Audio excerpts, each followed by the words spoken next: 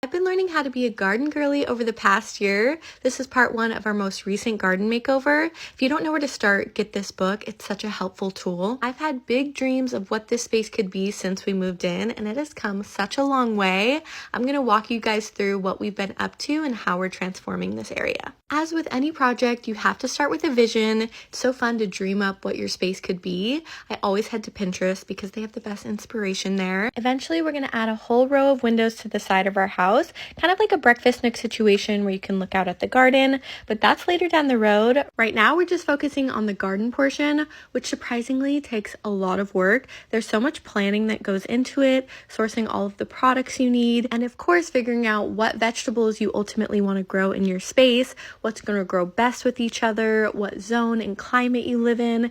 There is so much research out there. We've taken countless trips to Home Depot, even gotten Kenzie involved. She is earning her allowance, so she's loving it. Every time I start a project, without fail, in my head, it's easy peasy lemon squeezy. Not going to take that long. And then I'm quickly humbled by the reality. James had me out there doing manual labor at 9 months pregnant, but he did do most of the work. I bet you there's about 10 easier ways to take up all this grass, but there's just something about a man with a shovel. Also, we were trying to be on a budget. Just guess how much that dainty little pile of rocks cost us. If I remember correctly, it was $175 per load. We ended up having to do 2 loads, so it came to around $400. This was the most expensive part of the project. Yes, we paid $400 for some pebbles. It was a part of my vision, okay? Don't take that from me. It was also my Valentine's Day gift. If that doesn't show you my age, I don't know what does.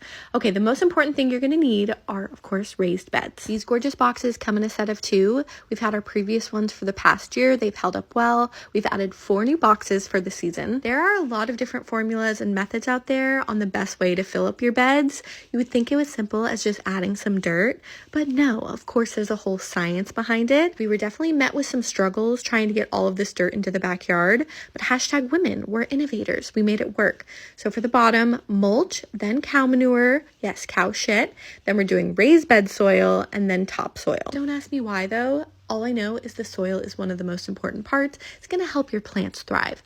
I'm more of a plant and pray gardener. I don't really know what I'm doing. I try and plant them far enough apart, and we really just pray and hope for the best. If you've been wanting to start a garden, just do it. Start with raised beds. I think it's easier than in-ground gardening. You're not breaking your back. And trust me, if I can do it, anyone can. There is so much to learn. I'm learning every single day. We've been putting a lot of love and work into this space. It's definitely not done, but we're happy with the progress, so come back if you want to see more.